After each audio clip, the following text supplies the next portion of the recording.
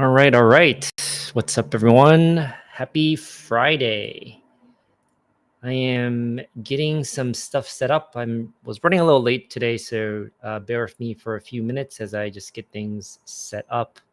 While I do so, if you are watching or tuning in, let me know in the chat who you are, where you're from, what you're interested in learning, things like that. But I'm just doing some quick things to get set up, and we'll probably get started in like 2 or 3 minutes. But yes, please let me know in the chat. Some comments, how you're doing, happy Friday, things like that. In any case, I'm just gonna kind of narrate what I'm doing while I get set up. So I'm gonna do some. I always like to play a little bit of music when I do some of this, which that sounds pretty good. We've got some lo-fi music in the background. That's good. Okay, let me just check the audio that's coming through on the live stream. Let's see. Okay.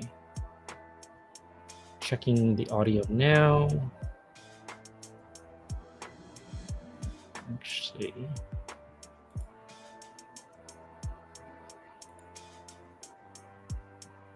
I think I'm... Whoops. I think I'm actually early for my live stream, which maybe is not a bad thing. Yeah, I think I'm actually early. I wonder if this is showing up. I don't think it's actually live on LinkedIn. Oh, no, it says I'm streaming, but it didn't register on the account.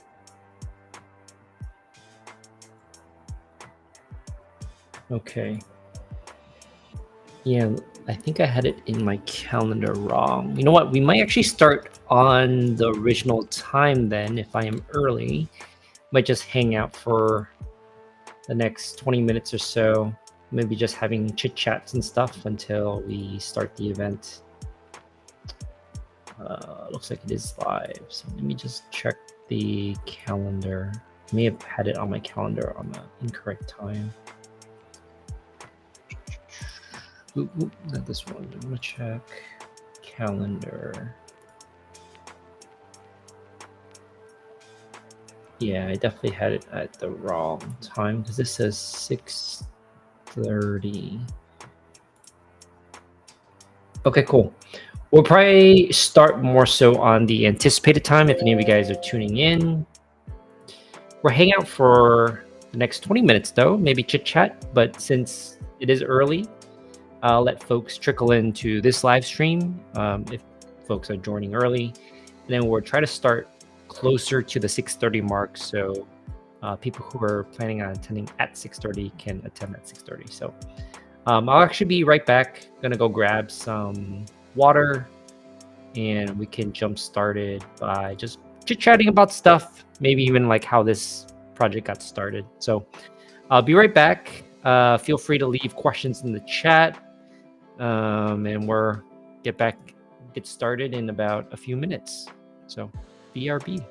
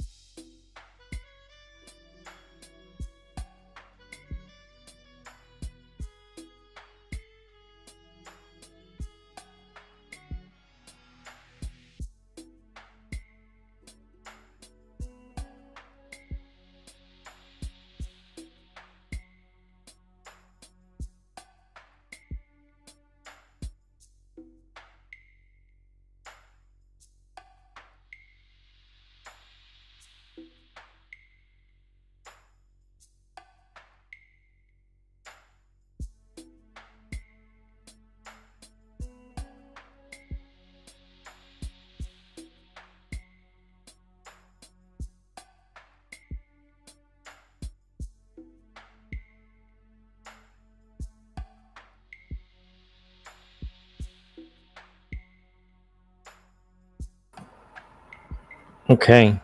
Hopefully the music's not too loud. Let's actually start with some pre-live kind of just like chit chat as we wait until 6:30 to do the actual talk and live stream about the product I want to share. But during this kind of, let's see, we have 14 minutes until 6:30. So we'll do a couple of exercises and just different activities. I think the first one is, if you guys are tuning in right now, definitely put in the chat who you are, where you're from, what you're interested in, things like that. Anything about your background. Be great to always connect with the community. The other thing, since we do have time, let me post it in the chat. But feel free to join the live stream with me. You can come on here and just chit chat together. It's always more fun to interact with folks rather than just speaking to, the other out there. I don't really know who's watching at times unless you comment or something. But let's start talking about a couple of things. I think the first thing I'll talk about is, let me log in first, the job board, because that is the most recent thing I posted right before this. And I know some folks had some questions about it. I want to show you from my perspective more of it. Actually, I did a live stream about it before, so it should be not new to others, but let's talk about it. So this is a job board that I have built. If you haven't seen it already, you can go check it out. I'll post a link in the chat. And I know the chat doesn't go to everyone, but let's see. There you go. If you don't see the link, it is healthtechjobs.vercel.app. But this app is, I just built it. It was really fun. And you can basically come in here and look for jobs for healthcare folks that are in some of the more non-traditional spaces. So like your tech, pharma, consulting, and government type roles. And the reason why I put this job board up there is for a couple of reasons. One is to find the names of jobs that may not be obvious to folks, because there are many. For example, if you're in informatics and you're looking for a job, there aren't many positions that actually have informatics in the job name. So this gives you an idea of what that is. And then the second thing that hopefully is a cooler feature, haven't actually shared it publicly yet, is that I don't want this to be just a job board, which hopefully will be very interesting because I'm planning to manually curate different jobs that I find interesting in these different areas. But I want this job board to be a job board that teaches you how to get the job and how to be competitive for the job. And what I mean by that is, I have up here on the top right this sign in, because it will use Google OAuth to log you in. What this does is you're going to have an account. There isn't much you can really do to personalize right now, but the whole goal for this in the future is you're going to be able to personalize your account more. Describe who you are. Maybe you're a nurse, maybe you're a physical therapist, maybe you're a physician, maybe you're a pharmacist. Whatever your background is, you probably have a unique set of skills. Maybe some are technical, maybe some are clinical, maybe you have a mixture, maybe neither, something like that.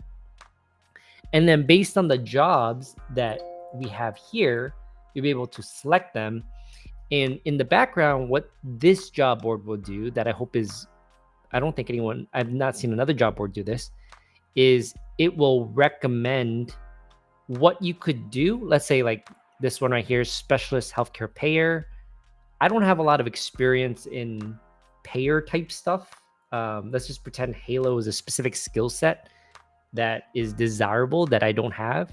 What it'll do, this job board, is it'll see the jobs that you save, and it will recommend to you how you can improve your chances for applying to said job.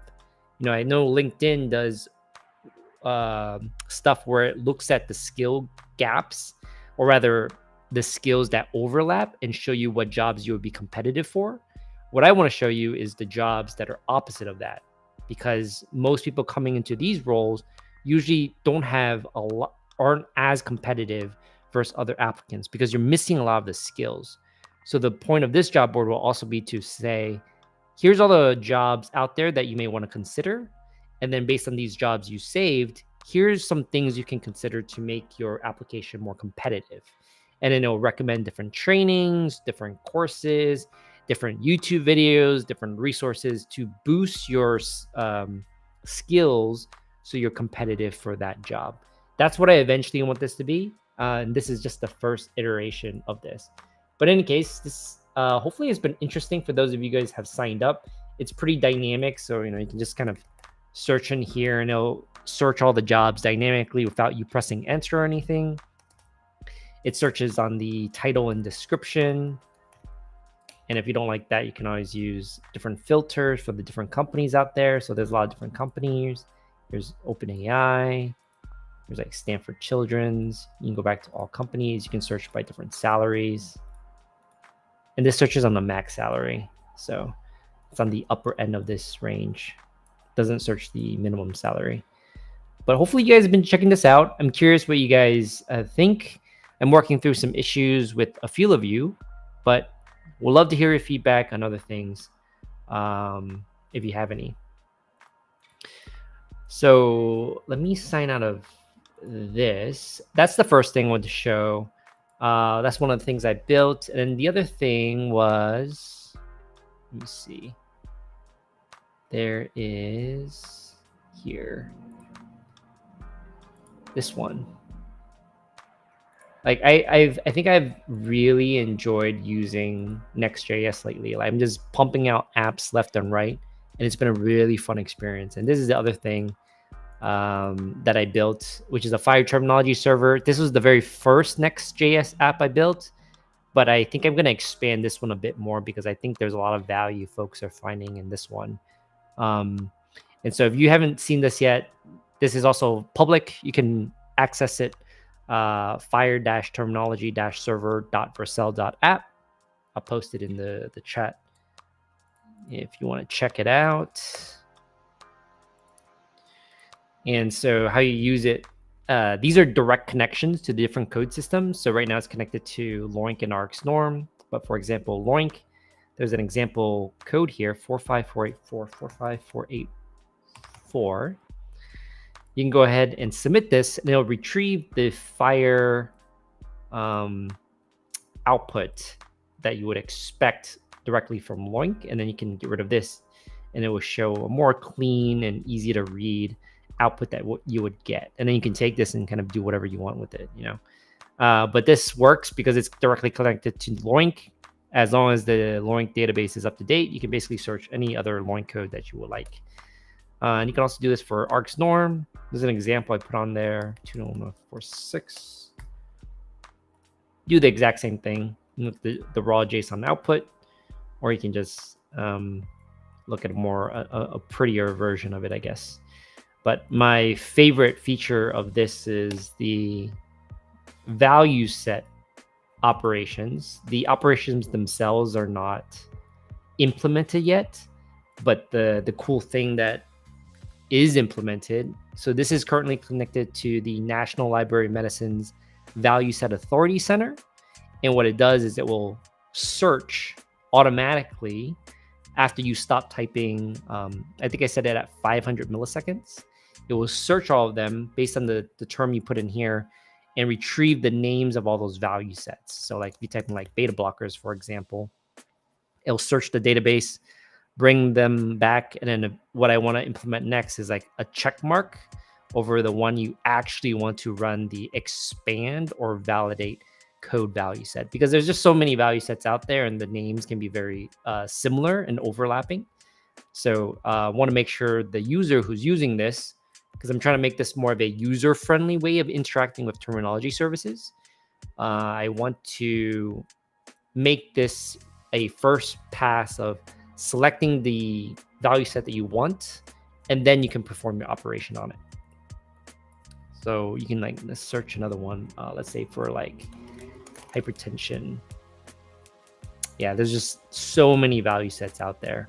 But hopefully there's a very easy way and fun user experience for searching through value sets. I know for me, like this is one of the things that I want to build for myself, and I found it very useful.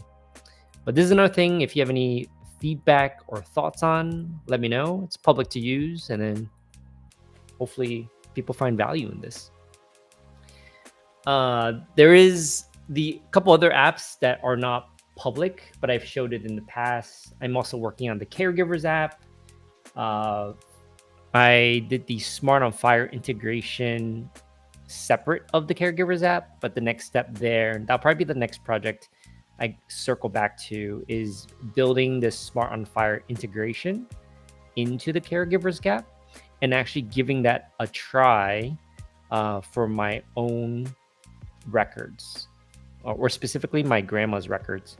I want to get that integration working so then I can build on top of that integration, which hopefully would be enjoyable. I think wasn't there one more? I think I don't remember if there was another one. I think there might be. No, maybe not. I think that might be the main one. Okay. Let me open a FHIR resource, or rather just home. Okay. Maybe we can go ahead and get started with this as we're so close to 6:30. And then we can just let people trickle in as they do. So we're going to get started with the main talk of the day today, which is, let me toggle back to here, is actually about using synthetic FHIR to teach people about FHIR. The funny thing about this is I was actually very interested in building a synthetic FHIR generator. I've been building a few of them, just like different generators to create synthetic FHIR data, because we need data to test our different applications. And then in building this, I was realizing that this might actually be a really cool way to teach people who are new to FHIR. You could be a technical person or a clinical person, and it could be a very easy way of you learning FHIR, because this is a very abstracted way of just learning about FHIR versus like going to the FHIR website, and it's huge. Like there's so much to read, which is great. You know, it's all free, open source. You can go and like click on these various links. You can read about a lot of different things, which anyone who's interested in learning FHIR should just go straight to the FHIR website and go check it out. Lots of free, well-documented information out there that you can read. But, you know, for me, I feel like it's always easier with more visuals and interactivity, which I'm hoping what I'm going to show later will be able to help with that a bit. But I think Paul Graham said something about this. Let me see if I can find it. The best ideas are in the implementation or something.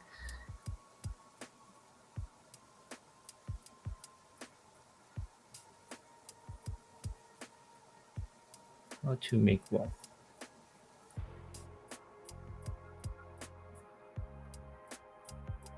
Someone like paraphrased something he said before, where it was just like, your startup idea is actually not in the very beginning, your first idea or something. It's like once you start building your application, you realize that there may be a different idea you can build out of this. And this is actually how this synthetic FHIR generator started. So let me actually start demoing this to show you what I mean by this.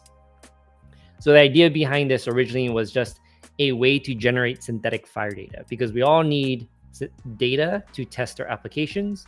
And one of the things that's huge and popular everywhere right now is FHIR. So can we build a solution that solves the problem of generating synthetic FHIR data? Now, one of the first things you might be wondering is, doesn't something like that already exist? And the answer is yes. Many solutions, a good amount of solutions, I would say, exist for generating synthetic data, synthetic patient data, and also synthetic FHIR data. And let me show you one of the most popular ones, and that is Cynthia. I haven't used Cynthia in terms of like to do very robust synthetic data generation. It's a very cool project, very awesome because it generates realistic data.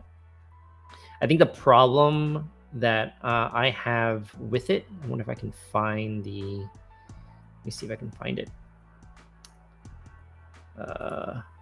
Maybe here, yeah.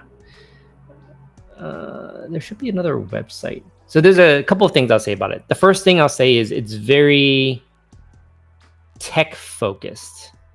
If you're not someone who's comfortable using technology, this will become very easily overwhelming.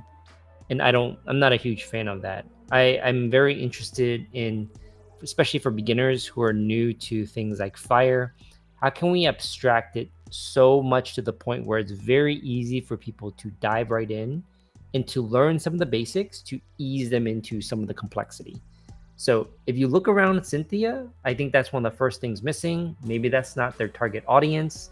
And that's okay, because that's fine. That's just one of the things that I found that is difficult. And then I wish there was, I don't remember where you find the, oh, here, maybe it's here. So they have like patient data that's already generated. So you can just download that, which is great. And it gives you a bunch of synthetic FHIR data or synthetic CCDA data, all this stuff that you can automatically use.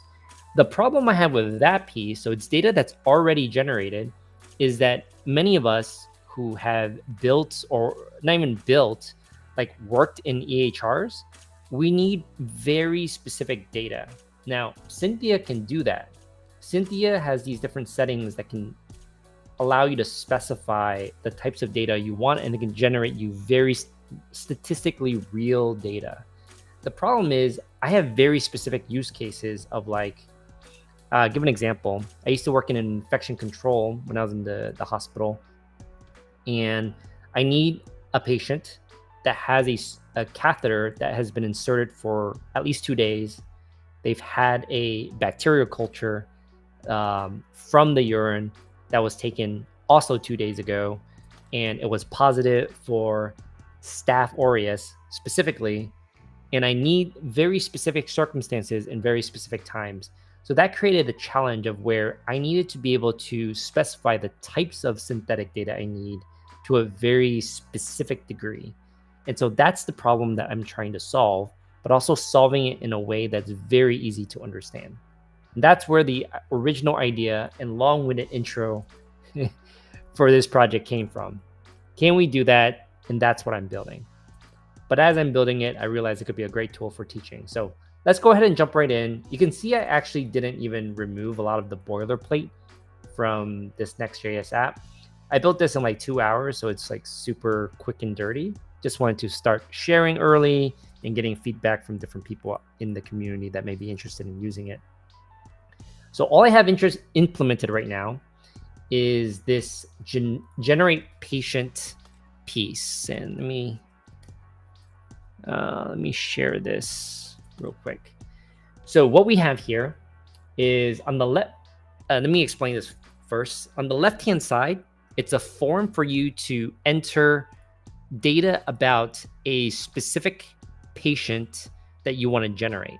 So their name, their gender, their birth date, any identifiers like their MRN, their addresses, things like that. And on the right, we have a FHIR representation of the synthetic data you want to generate. There's 2 different views depending on your preference. So I like the syntax highlighter, so I set that as the default. But perhaps you like this other one. This is a JSON viewer. The nice thing about this is that it looks a little bit more ugly, but it's more interactive. It allows you to do things like you can very easily collapse all these fields. So if you wanted to specifically talk about name and make things more easily viewable in one screen, it's possible. But I'm not a huge fan of this view. Some other people may be. I like this, even though you have to scroll a little bit. I just like to see it show. Now, and what I mean by this is what I'm going to it'll be more obvious what I mean in what I show next. So what I'm going to do is I'm going to show you how this works. So we want to generate some synthetic data. Let's say I want to create an example of Bart Simpson as a patient FHIR resource. Okay. So I have Bart Simpson. And notice as I type here on the left, that data is populated on the right. And one of the first things that I want to highlight here is that when I was learning FHIR, I had a hard time understanding how do concepts in patient care on the left side, so this would be on the left side, how do they map to something on the right side, which is a FHIR resource? So as you type, you will notice that these concepts like last name, we have on the right side a patient resource, and it maps into this data element for name, specifically under family. So it kind of gives you this visual in real time of how concepts on the left, which is just abstracted concepts in healthcare that most people are familiar with, very easy to assess, maps to something much more technical on the right, which is our FHIR resource. And so I'll share a couple more things. So let's say gender is male, that maps over here. And these are in drop downs because this is a specific codable concept and it is restricted to certain values. You have birth date you can select here. Let me actually scroll up to another year. Let's do June 6th. Yeah, so you have birthday that fills in. You know, these identifiers you can populate. You can say whether or not the patient is deceased. You can specify address use. But this gets a little tedious. So what I also built in here as another feature is the ability to auto-generate. And what it'll do is if you click on this, there's two kind of behaviors. The first is it will look through all you have populated so far. And when you click on it, it won't get rid of it. It'll just populate what is not, what is empty. So if I want to make sure that Bart Simpson is my first and last name, clicking auto generate won't get rid of that. It'll just populate everything else. If I click auto generate, went ahead and populated identifier, the random address. These are all fake data, so it doesn't really matter. But what that gives me is like the ability to fill in the details that I care about, and then I just let it auto generate the rest. And I can just go ahead and clear the form. And if I wanted to, because I didn't fill anything in, you can just auto generate. And you just keep doing this to get FHIR data on the right-hand side that you can use anywhere. So it does serve the purpose of creating synthetic FHIR data for whatever purpose you need. And you can just go ahead and copy and paste this to somewhere else. So one example use case of how you could use this, especially if you're a clinical person, is like, hey, I need to get some example FHIR data to my developers to test some new application. And you, as the clinical expert, have domain expertise of how you want that data to look. So you can express that however you want. Maybe there's a specific birth date, maybe they are deceased or not. So it kind of abstracts away the FHIR piece, and you just need to focus on what is the key data elements that I really care about and need to express, and it'll automatically be taken care of you on the right-hand side, because you can just copy and paste that and give it over to your technical colleagues. So that's the first use case. The other use case is you can just kind of use this, on your own and learn how they map from one case to the other. But let me clear this.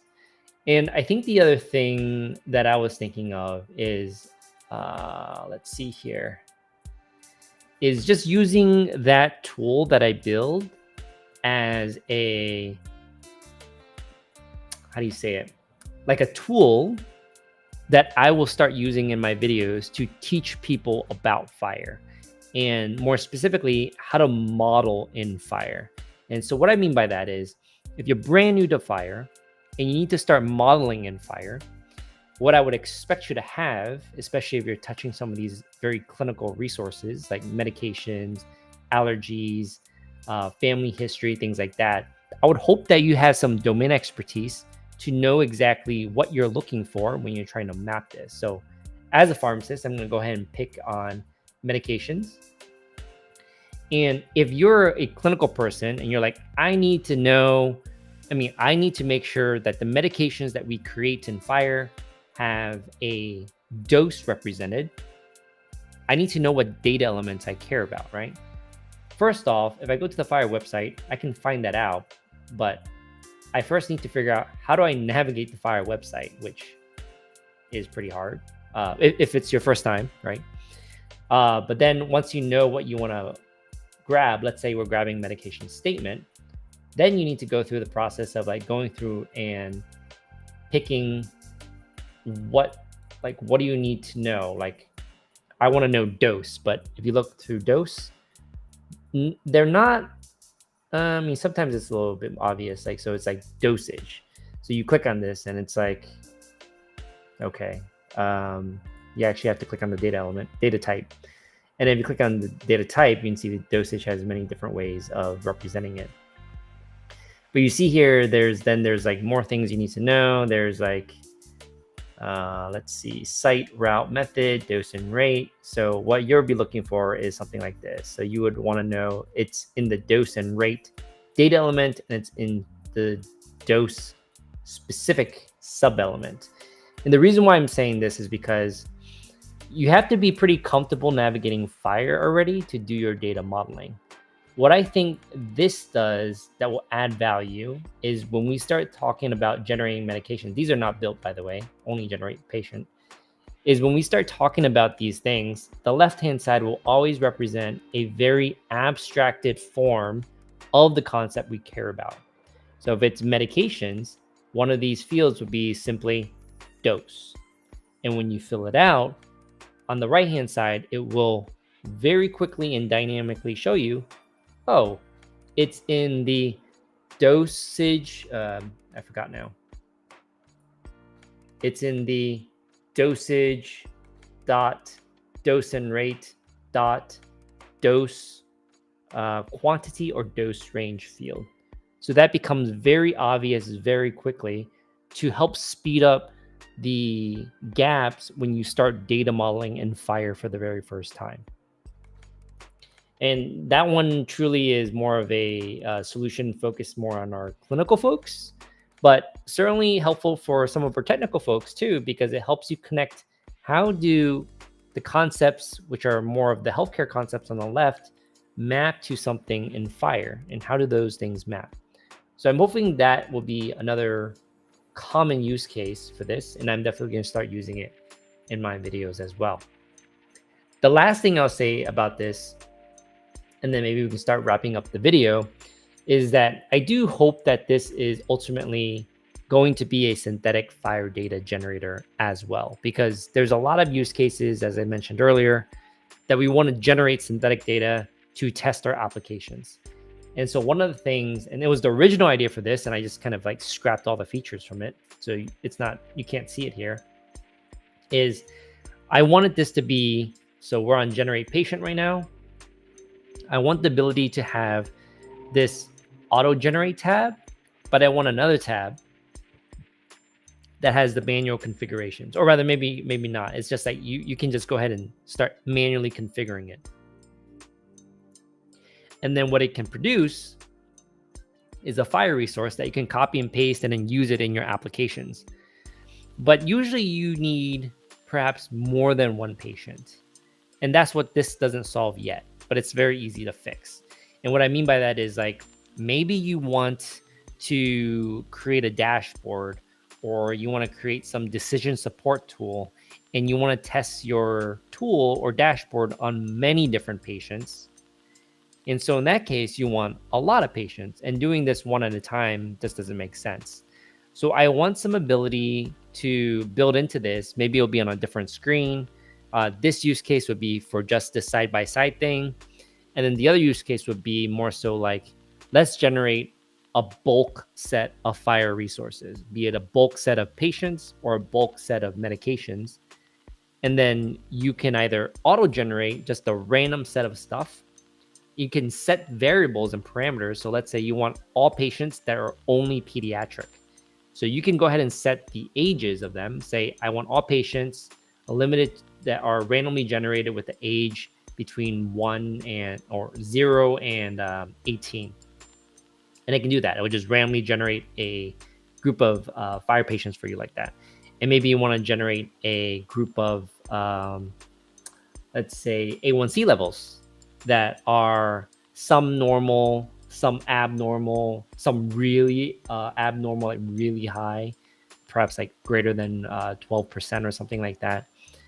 And you can do that. And you can do that in bulk. And then you can use that in your testing. So I want to create that because I think there'll be a lot of in that area when it comes to generating bulk FHIR data. I don't have a plan for that anytime soon. I think I'll work on that maybe in the next month or so. But for now, this right here of doing this side-by-side comparison, I think is very, very useful for teaching. And I want to create more beginner videos like this to start teaching people about FHIR and how to connect these concepts from left to right. Okay, in any case, I think I'm going to wrap up the video here. This was a pretty short video just to demonstrate one of the other projects that I'm working on. And be happy to hear any feedback that you guys have on there. I hope to release this publicly maybe this weekend. And then you guys can go ahead and tinker with it. Obviously free to use as most other things. And then we'll love any feedback that you may have about synthetic FHIR data generation. All right, guys, happy Friday. Hope you guys have a good weekend. And